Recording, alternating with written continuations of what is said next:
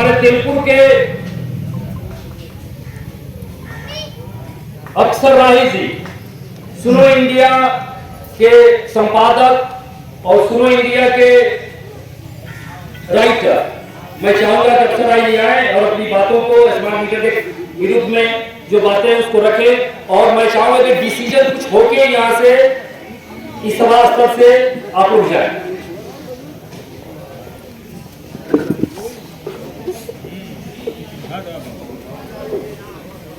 सबसे पहले मैं देवघर पंचायत के सभी लोगों का दिल से शुक्रिया अदा करता हूं कि उन्होंने इस स्मार्ट मीटर को लेकर जो आगाज किया, जो शुरुआत किया।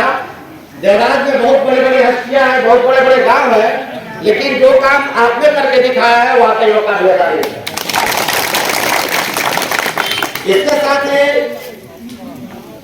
देवघर पंचायत के सभी जनप्रतिनिधि, चाहे वो हमारे साहब भैया हो, चाहे पूर्व अशरफ मुखिया जी हो, चाहे सुलेमान चचा हो, चाहे सुरेश भैया हो, और जो लोग जिस लेवल पे चुनाव लड़ते हैं, चाहे वार्ड हो, बीडीसी हो, सरपंच हो, सरपंच साहब का सबका जो है मैं दिल से शुक्रिया अदा करता हूँ। अब मैं अपनी बात शुरू करता हूँ। दरिया अब तेरी खैर नहीं, दरिया अब तेरी खैर नहीं, बूंदों ने बगावत कर ली है। दरिया अब तेरी खैर नहीं, बूंदों ने बगावत कर ली है। नादान न समझ हमको, नादान न समझ हमको, लहरों ने बगावत कर ली है। हम मत समा है परवाने, मौत का खौफ यहाँ किसको। रे तलवार तुझे झुकना होगा, रे तलवार तुझे झुकना होगा। गर्दन में बगावत कर ली है, गर्दन में बगावत। हम लोग यहाँ इकट्ठा हुए हैं। हमसे पहले हमारे भाई ने बता दिया है कि हमारा यहाँ इकट्ठा होने का क्या मकसद है। मैं उन्हीं की बातों को आगे बढ़ाते हुए कहता हूँ कि स्मार्ट मीटर देने से पहले हमें स्मार्ट स्कूल दे, स्मार्ट हॉस्पिटल दे, स्मार्ट शिक्षक दे, स्मार्ट व्यवस्था दे, स्मार्ट गांव दे, हम स्मार्ट मीटर ले लेंगे। बहुत तो यह कहने का मतलब है कि अगर आप हमारे यहाँ स्मार्ट मीटर लगाने आता है, कोई भी अधिकारी के एक ही आवाज में बोल रहा है कि रे पहले तुम हमको स्मार्ट स्कूल दो, रे पहले तुम हमको स्मार्ट हॉस्पिटल दो, रे तुम हमको पहले स्मार्ट टीचर दो, तुम हमें स्मार्ट डॉक्टर दो, स्मार्ट गांव दो, हम स्मार्ट मीटर लगा लेंगे। ध्यान में रखिएगा भैया, इसी मुद्दे को लेकर आगे बढ़ना है। इसी मुद्दे को जब आप आगे बढ़िएगा, सरकार के पास पावर नहीं है तो आपके घर में स्मार्ट मीटर लगा के दिखाते हैं। छूट जाएगा, पसीना छूट जाएगा, कुर्सी छोड़ के भागना पड़ेगा। जब आप ढंग से एक साथ स्मार्ट गांव का, स्मार्ट हेल्थ सेंटर का, स्मार्ट स्कूल का जब डिमांड करेंगे तो सरकार में फट जाएगी। तो जो भी है, अगर मेरा विचार पसंद आए तो इस पॉइंट को नोट कर लीजिएगा, अन्यथा कोई बात नहीं। दूसरी बात, बहुत लोग बात करने वाले हैं, मैं अपनी बात बोलने में खत्म करूंगा। कहानी सुनाता हूं आपको, बड़ा मजेदार कहानी है। एक बार एक शेर जो है बहुत भूखा था, शेर बहुत भूखा था। वो शिकार के लिए निकला तो सामने जो है एक खरगोश मिला, सामने एक खरगोश मिला। तो यहाँ पे शेर जो है सरकार है, खरगोश हम लोग है। शेर सरकार है, खरगोश हम लोग है। अब शेर खरगोश के पीछे भाग रहा है, खरगोश आगे आगे भाग रहा है, खरगोश आगे आगे भाग रहा है। बड़ा रेस हुआ दोनों में, किसी ने खरगोश ने एक बिल के अंदर जाके घुस गया और अपनी जान बचा लिया। बड़ा किसी ने जो है खरगोश एक बिल में घुस गया और अपनी जान बचा लिया। शेर जो है बड़ा अचंभित था। खरगोश से पूछा, मेरे भाई मुझे तुम 3 सवालों का जवाब दे दो। बोला कौन से सवाल, पूछो। शेर पूछा कि ये बता, तू मुझसे तेज दौड़ सकता है, मैं तुझसे तेज दौड़ सकता हूं कि तू मुझसे तेज दौड़ सकता है। फिर बोला, शेर पूछा दूसरा सवाल, तू मुझसे ताकतवर है या मैं तुझसे ताकतवर हूं।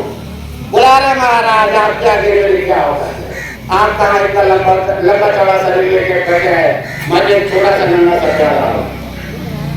शेर बोला, अरे भाई जब तू इतना कमजोर है तो आखिर मुझसे जीत कैसे गया, आखिर मुझसे जीत कैसे गया? न तू मुझसे तेज दौड़ सकता है, न तू मुझसे मजबूत है, तो जीत कैसे गया? खरगोश बोला, सुनेगा मेरे भाई, ये कौन काम का है? खरगोश क्या बोला सुनिए। खरगोश बोला, मेरे भाई ये जीने मरने का वक्त था, इसलिए मैंने पूरा ताकत लगा दिया, तू हार गया।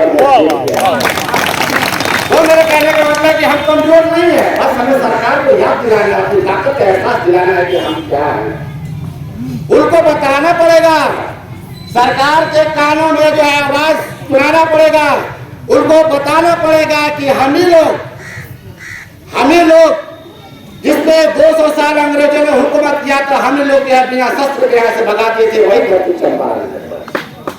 ये हमें अपने ताकत का एहसास सरकार से दिलाए, जो सरकार की हिम्मत नहीं है कि स्मार्ट मीटर जो है हमारे घरों में लगा दे। स्मार्ट मीटर में प्रॉब्लम क्या है, समस्या क्या है? हर कोई कंफ्यूजन करके स्मार्ट मीटर लगेगा तो दिक्कत क्या है, स्मार्ट मीटर लगेगा तो दिक्कत क्या है? बहरहाल मैंने भी कुछ ज्यादा स्टडी नहीं किया स्मार्ट मीटर को लेकर, लेकिन एक बात तो जरूर समझ में आया है 2 दिनों में, जब से ये स्मार्ट मीटर को लेकर हंगामा हुआ है, तब से मैंने भी कुछ पढ़ना शुरू किया है। एक बात तो समझ में आया है कि इस देश के अंदर 70% से ज्यादा लोगों के बदन पे कपड़े नहीं है। यहाँ पे भी देखिए 70% से ज्यादा लोगों के पास खाने के पैसे नहीं है, सुबह का खाते हैं तो दोपहर का पता नहीं है। अब मेरे भाई अगर सरकार स्मार्ट मीटर लगाती है तो आप 100 रुपया का रिचार्ज करने जाइएगा या 100 रुपये का खाना का बंदोबस्त करने जाइएगा, सरकार को यह समझ नहीं आ रही क्या हाल है। सबसे पहला समस्या यही आएगा कि 3 बार आप मोबाइल में देखते रहिएगा कि मेरा कितना यूनिट उठा, लाइट रहेगा कि नहीं रहेगा, इसी टेंशन में पूरा दिन पूरा महीना निकल जाएगा। तो अब बताइए, लाइट के टेंशन में आपकी जिंदगी को गुजारे या अपने बच्चों को परवरिश करने के लिए जिंदगी गुजारे, क्या करिए? सरकार को समझ नहीं आ रहा है। अगर सरकार को ऐसे नहीं समझ में आ रही है तो सरकार जो है स्कूल के डाटा उठा के देख ले, जिस दिन स्कूल के अंदर अंडे मिलते हैं उस दिन बच्चों की जो है संख्या 95% रहती है। इसका मतलब ये हुआ कि हम अपने बच्चों को अंडा देने में असमर्थ है, तभी हमारे बच्चे जो है स्कूल में अंडा खाने के लिए भागते हैं। सरकार को इस बात को समझना चाहिए और सरकार के पास आंकड़ा नहीं जा रहा है कि हमारे देश की हालत क्या है, हमारे जनता की हालत क्या है। तो इसलिए मेरे भाई, मेरे को समझ में आया, मैं अपनी बात को जो है यही खत्म करना चाहता हूँ और फिर से मैं जो है यहाँ के पंचायत वासियों को जो है दिल से शुक्रिया अदा करता हूँ और उम्मीद करता हूँ कि आप लोग जो है इसी तरह डटे रहेंगे और हमारे बड़े बुजुर्ग जो भी बताएंगे उसी लाइन पे जो हमको काम करना है। शुक्रिया, धन्यवाद।